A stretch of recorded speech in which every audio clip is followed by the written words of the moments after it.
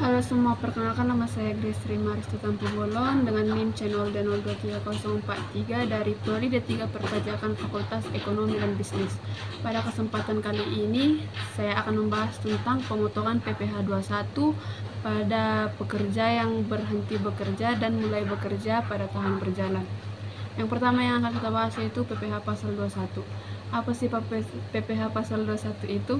Jadi, pajak penghasilan atau PPh pasal 21 adalah pajak atas penghasilan berupa gaji, upah, honorarium, tunjangan, dan pembayaran lain dengan nama dan dalam bentuk apapun sehubungan dengan pekerjaan atau jabatan, jasa, dan kegiatan yang dilakukan oleh orang pribadi.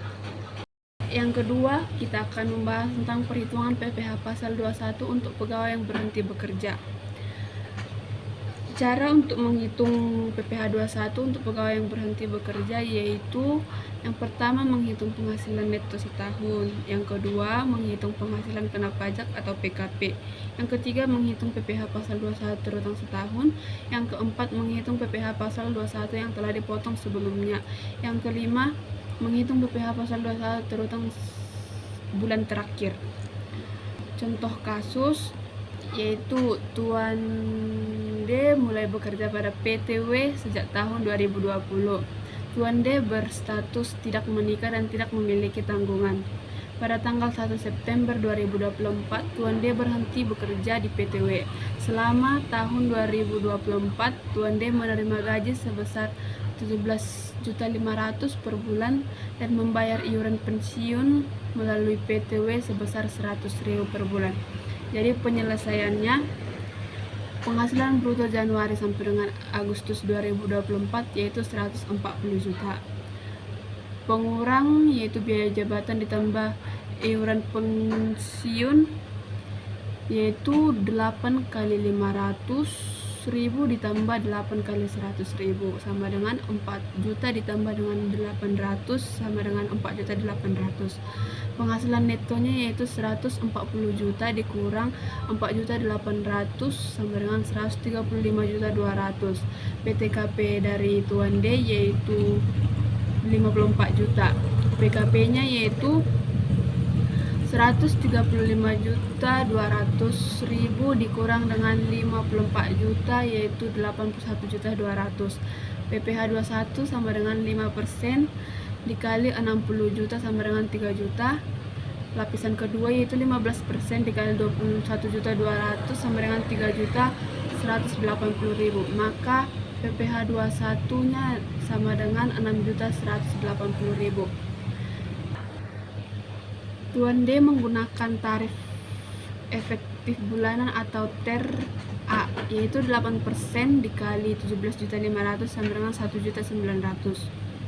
Dari Januari sampai Juli sama dengan 1.400.000 dikali 7 sama dengan 9.800.000.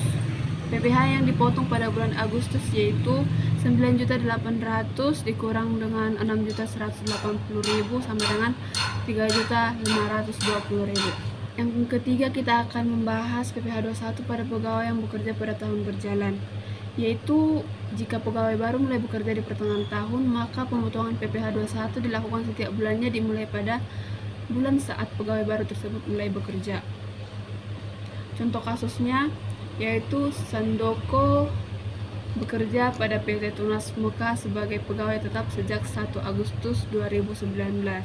Sandoko tidak memiliki tanggungan dan tidak kawin atau TK0. Gaji sebulan adalah sebesar 12.500.000 dan iuran pensiun yang dibayar tiap bulan sebesar 200.000. Perhitungan PPh pasal 21 untuk bulan Agustus 2019 dalam hal Sandoko hanya memperoleh penghasilan berupa gaji. Perhitungan PPh pasal 21 tahun 2019 adalah sebagai berikut. Gaji sebulan Rp 12.500.000, biaya pengurang yaitu biaya jabatan ditambah dengan iuran pensiun totalnya 500 ditambah 200 sama dengan 700. Penghasilan neto sebulan yaitu 11.800.000. Penghasilan neto setahun karena Sandoko bekerja 5 bulan yaitu 5 dikali Rp 11.800.000 sama dengan 59 juta. PTKP sama dengan 54 juta. Penghasilan kena pajak sama dengan 5 juta. PPh 21 terutang tahun 2019 sama dengan 5% dikali 5 juta sama dengan 250.000. PPh 21 terutang bulan Agustus yaitu 250.000 dibagi 5 sama dengan 50.000. Kesimpulan, pemotongan PPh 21 pada pegawai yang berhenti bekerja atau baru mulai bekerja diatur dengan jelas oleh peraturan pajak. Perhitungan PPh 21 melibatkan penggunaan tarif progresif untuk bulan terakhir dan tarif efektif rata-rata untuk bulan-bulan sebelumnya. Bukti potong PPh 21 juga harus diperhatikan untuk memastikan bahwa perhitungan pajak dilakukan dengan benar dan sesuai dengan peraturan yang berlaku. Demikian materi yang saya sampaikan. Jika ada kesalahan mohon dimaafkan. Terima kasih.